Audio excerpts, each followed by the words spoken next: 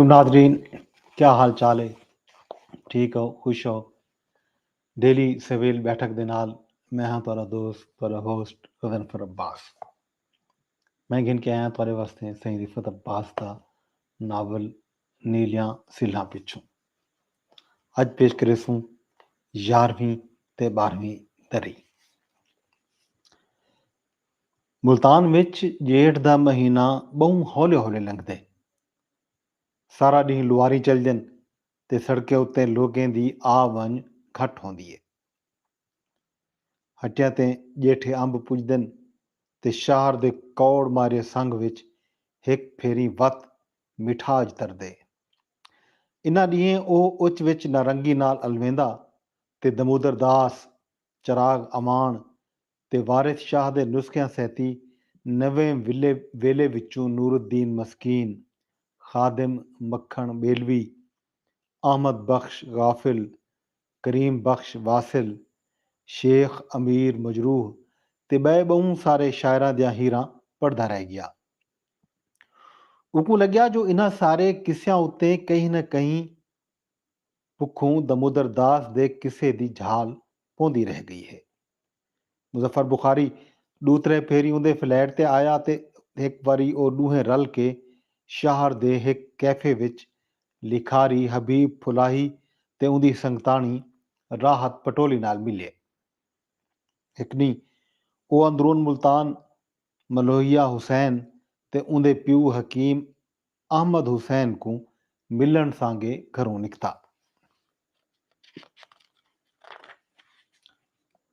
ਉਹ ॾींहं ਦੇ ਤੀਜੇ ਪਹਾਰ ਹੀ ਘਰ ਪੁੱਜਾ ਤਾਂ ਨਿੱਕਿਆਂ ਸਿੱਲਾਂ ਵਾਲੇ ਘਰ ਦੇ ਮੋਹਰੋਂ ਇੱਕ ਮਤਬ ਵਿੱਚ ਹਰ ਜਲ ਸਵਾਈਆਂ ਤੇ ਮਰਦ ਇਕੱਠੇ ਹਨ।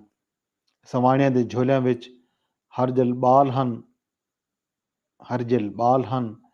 ਇੱਥਾਂ ਪੀਲੀਆਂ ਅੱਖੀਂ ਤਪਦੇ ਪਿੰਡੇ, ਕੁਮਲਾਏ ਲਿੰਗ ਤੇ ਲੱਥਿਆ ਹੋਇਆਂ ਬੂਥਿਆਂ ਦੀ ਦੁਨੀਆ ਇਕੱਠੀ ਹੈ। ਇੱਕ ਮਖਲੂਕ ਹੈ ਜਿਹਦੇ ਚੇਤੇ ਪਟੀਜ, ਦਿਲੜੀਆਂ ਝਨੀਜ ਤੇ ਖਾਬ ਮੁੰਦਰੀਜ ਗਏ ਹਨ। ਮਤਲਬ ਪਿੱਛੋਂ ਇੱਕ ਨਿਕੜੇ ਕੋਠੇ ਦੇ ਇੱਕ ਪਾਸੇ ਦਵਾਈ ਕੁਟੀਜਣ ਦਾ ਅਲਾਹਾ ਤੇ ਦੂਜੇ ਪਾਸੇ ਦਵਾਈ ਛਣੀਂਦਿਆਂ ਤੇ ਪੂਣੀਆਂ ਬਧੀਆਂ ਪਿਆ ਹਨ।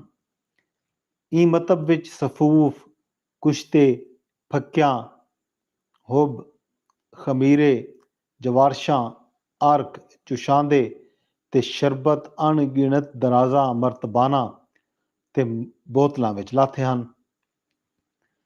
ਇੱਕ ਸ਼ਹਿਰ ਦੇ ਅੰਦਰੂਨ ਤੇ ਬਿਰੂਨ ਦੇ ਮਾਂਦੇ ਤੇ ਹਰਜੇ ਹੋਏ ਲੋਕ ਇਹ ਦਵਾਖਾਨੇ ਵਿੱਚ ਇਕੱਠੇ ਹਨ।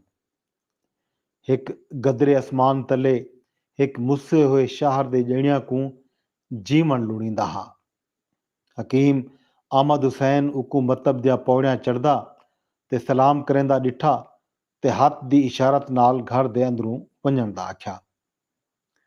ਉਹ ਮਤਬ ਵਿੱਚੋਂ ਘਰ ਅੰਦਰ ਖੁੱਲਦੀ ਹੋਈ ਇੱਕ ਅੱਧ ਚਾਨਣੀ ਰਾਹਦਾਰੀ ਤੋਂ ਲੰਘਦਾ ਮਲੋਹੀਆ ਦੇ ਬੂਹੇ ਬਾਹਰੋਂ ਅਲਵਾਇਆ। ਮਲੋਹੀਆ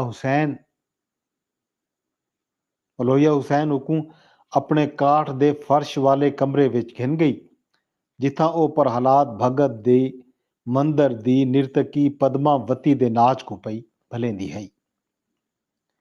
ਉਹ ਇਹ ਨਾਚ ਦੀਆਂ ਕੁਝ ਟੁਕੜਿਆਂ ਕਾਠ ਦੇ ਖਾਨਿਆਂ ਵਿੱਚ ਇਕੱਠਿਆਂ ਕਰ ਗਿੱਧਿਆ ਹਨ, ਪਰ ਬਹੁ ਸਾਰੇ ਖਾਨੇ ਹਾਲ ਹੀ ਖਾਲੀ ਪਏ ਹਨ। ਉਹ ਇਹ ਨਾਚ ਦੇ ਅੰਗ, ਉਪ ਅੰਗ, ਭੁਆਲੀ, ਖੰਡ ਤੇ ਮੰਡਲ ਵਿੱਚੋਂ ਵੱਲ ਨੱਚ ਕੇ ਦੇਦੀ ਹੈ। ਇਵੇਂ ਲੱਗਦਾ ਹਾ ਜੋ ਉਹ ਹੱਥਾਂ ਤੇ ਪੈਰਾਂ ਵਿੱਚੋਂ ਇਹ ਪੂਰੇ ਨਾਚ ਦੀ ਗੋਲ ਵਿੱਚ ਹੈ। ਇਹ ਪੂਰਾ ਨਾਚ ਉਹਦੇ ਕਮਰੇ ਦੀ ਇੱਕ ਕੰਧੀ ਤੇ ਉਭਰੇ ਹੋਏ ਸ਼ੀਸ਼ੇ ਵਿੱਚ ਪਰੇ ਕਿਥਈ ਵਸਦਾ ਹਾ। ਉਹ ਇਹ ਸ਼ੀਸ਼ੇ ਅੰਦਰ ਵੱਲ ਲਾਹਦੀ ਤੇ ਬਹੁ ਪਰੋਭਰਾ ਚੱਕਰ ਕਟੇਂਦੀ ਹੈ। ਇਹ ਨਾਚ ਦਾ ਕੋਈ ਨਾ ਕੋਈ ਭੁੱਖ ਬਾਹਰ ਘਿਨ ਆਂਦੀ ਹੈ। ਮਲੋਹੀਆ ਹੁਸੈਨ ਕੁਝ ਚਿਰ ਪਹਿਲੇ ਸ਼ੀਸ਼ੇ ਦੀ ਭੁਆਲੀ ਵਿੱਚੋਂ ਵੱਲੀ ਹੈ ਤੇ ਇਹ ਵੇਲੇ ਉਹ ਦੋਹੇ ਕਮਰੇ ਦੀਆਂ ਰੰਗਲੀਆਂ ਕੁਰਸੀਆਂ ਉੱਤੇ ਬੈਠੇ ਹਨ। ਮਲੋਹੀਆ ਹੁਸੈਨ ਬੋਲੀ, ਇਹ ਪਦਮਾਵਤੀ ਦਾ ਨਾਚ ਹਜ਼ਾਰਾਂ ਵਰਿਆਂ ਦੀ ਰੱਖ ਵਿੱਚ ਹੈ ਤੇ ਇਹ ਉੱਤੇ ਹਰ ਪਾਸੋਂ ਦੇਵਤਾਵਾਂ ਦਾ ਪਹਰਾ ਹੈ, ਪਰ ਮੈਂ ਇਕੂ ਇਕੱਠਾ ਕਰਨ ਚਾਹੁੰਦੀ ਹਾਂ। ਸ਼ਾਮ ਘਾਟੀ ਥਈ ਤਾਂ ਹਕੀਮ ਅਹਿਮਦ ਹੁਸੈਨ ਮਤਬ ਵਿੱਚੋਂ ਉੱਠੀ ਕੇ ਉਹਨਾਂ ਇਕੱਠੇ ਰਲ ਆਇਆ। ਇਹ ਕਦੀਮੀ ਘਰ ਵਿੱਚ ਸੰਦਲ ਦੇ ਸ਼ਰਬਤ ਦੀ ਸੁਗੰਧ ਤੇ ਸਾਹ ਜ਼ਾਇਕਾ ਕਈ ਹਕਮਤ ਖਾਨੇ ਵਿੱਚੋਂ ਅੱਗਾ ਪਿਆ ਟੁਰਦਾ ਹਾ। ਜਿਵੇਂ ਇੱਥਾਂ ਬਹੁਤ ਸਾਰੀਆਂ ਸ਼ਈ ਨਵੀਂ ਸਿਰੋਂ ਬਣਦਿਆਂ ਤੇ ਢਲਦਿਆਂ ਪਿਆ ਹੋਵਨ। ਕਈ ਗਾਵਣ ਤੇ ਨਾਚ ਦੀ ਵੁਣਤ ਉੱਤੇ ਵਲਦਾ ਕੰਮ ਪਿਆ ਥੀਂਦਾ ਹੋਵੇ। ਜਿਵੇਂ ਅੱਖੀ ਦੇਖਣ ਤੇ ਕੰਨ ਸੁਣਨ ਦੀ ਅਗੂਹੀ ਰੀਤ ਸਿੱਖਣ ਪੈ ਵञनि। ਉਹ ਜਾਣਦਾ ਹਾ ਜੋ ਹਕੀਮ ਅਹਿਮਦ ਹੁਸੈਨ ਤੇ ਮਲੋਹੀਆ ਹੁਸੈਨ ਉਕੂ ई हिकमत खाने ਦੇ ਆਰ ਪਾਰ ਹਮੇਸ਼ਾ ਮਿਲਦੇ ਤੇ ਉਹਦੇ ਚੇਤੇ ਦੇ ਉਤਲੇ ਤੇ ਤਲਵੇਂ ਖਾਨਿਆਂ ਵਿੱਚ ਬਖਦੇ ਆਉਂਦੇ ਹਨ। ਉਹ ਆਪਣੇ ਕੰਮੇ ਕਾਰੇ ਵਿੱਚ ਬਹੁ ਮੁੱਧ ਰੁੱਝਿਆ ਰਹਿ ਵੇਂਦਾ ਤੇ ਵਤ ਆਪੋ ਆਪ ਕਈ ਦੀ ਅੰਦਰੂਨ ਮੁਲਤਾਨ ਦੀਆਂ ਉੱਚਾ ਝਿੱਕਿਆਂ ਤੇ ਸੌਣਿਆਂ ਮੋਕਲਿਆਂ ਗਲੀਆਂ ਵਿੱਚੋਂ ਲੰਘਦਾ ਹਕੀਮ ਅਹਿਮਦ ਹੁਸੈਨ ਤੇ ਮਤਬ ਤੇ ਪੁੱਜ ਵੇਂਦਾ ਹਾ। ਮਤਬ ਤੋਂ ਇੱਕ ਬੂਹਾ ਜੈਂਦੀ ਚੌਖੜ ਦੇ ਉਤਲੇ ਪੱਲੇ ਵਿੱਚ ਰੰਗਲੇ ਸ਼ੀਸ਼ੇ ਹਨ, ਮਲੋਹੀਆ ਦੇ ਕਮਰੇ ਤੇ ਵੇਂਦਾ ਹਾ।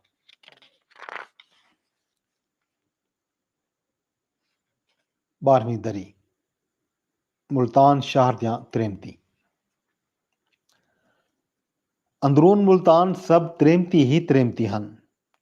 ਦੱਖਣ ਵਿੱਚ ਹਰਮ ਦਰਵਾਜ਼ੇ ਤੋਂ ਘਿਣ ਕੇ ਉੱਤਰ ਵਿੱਚ ਹੁਸੈਨ ਆਗਾਹੀ ਤੇ ਨਿਭਾਰ ਵਿੱਚ ਦਿੱਲੀ ਦਰਵਾਜ਼ੇ ਤੋਂ ਘਿਣ ਕੇ ਡਿਲਾਹ ਵਿੱਚ ਬੂਹੜ ਦਰਵਾਜ਼ੇ ਤਾਈਂ ਸਭ ਤ੍ਰੇਮਤੀ ਹੀ ਤ੍ਰੇਮਤੀ ਹਨ।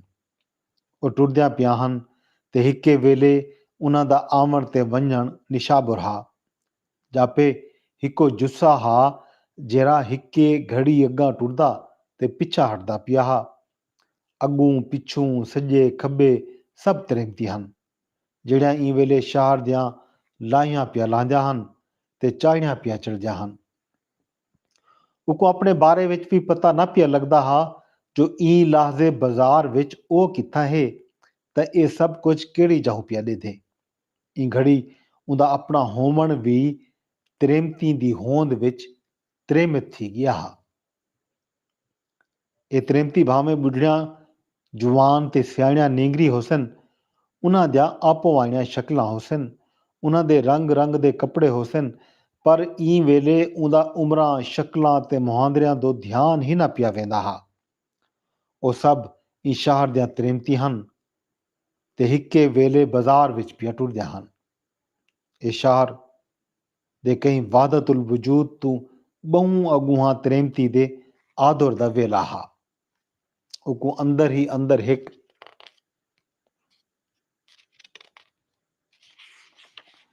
खुशी थिवण पई गई जो ई घड़ी बहु सारिया आदरुल तरेमती को कट्ठा पिया ॾिठे। उकू लॻा जो इन्हां तरेमती विच ਉਹਦੀ ਮਾਂ ਵੀ ਹੈ ਜਿਹੜੀ ਉਹਦੇ ਨਿੱਕੇ ਲਾਹ ਵਿੱਚ ई ਬਾਜ਼ਾਰ ਦੀ ਘਰ ਦੀ ਲੋੜ ਕੀਤੇ ਮਹੀਨੇ ਦਿਆਂ ਨਿੱਕਿਆਂ ਨਿੱਕਿਆਂ ਸ਼ਈ ਘਿਨਣ ਆਂਦੀ ਹੈ। ਉਹ ਆਪਣੀ ਮਾਂ को ई ਵਹੀਦ ਵਿੱਚ ਗੋਲਣ ਦਾ ਆਹਰ ਕੀਤਾ ਪਰ ई ਠਾਠਾਂ ॾੇਂਦੀ ਭੀੜ ਵਿੱਚ न ॻोल्ह सघिया। अखिजे हिकु ॿहू दरिघी वांध हई जहिड़ी पेशे तो दीगर ताईं वांदी रह गई। ਉਹ ਰਾਤੀ ਨਾਰੰਗੀ को ਆਪਣੇ ध्यान बारे फोन ਕੀਤਾ। ਉਹ ਦੇਰ ਤਾईं ਉਹਦੀਆਂ ਗਾਲੀਂ ਸੁਣਦੀ ਰਹੀ ਤੇ ਵਾਅਦਾ ਕੀਤਾ ਜੋ ਉਹ ਕੱਲ ਮੁਲਤਾਨ ਆਸੀ ਤੇ ਦੂਤਰੇ ॾींहुं ਉਹਦੇ ਇਕੱਠੇ ਰਾਸੀ।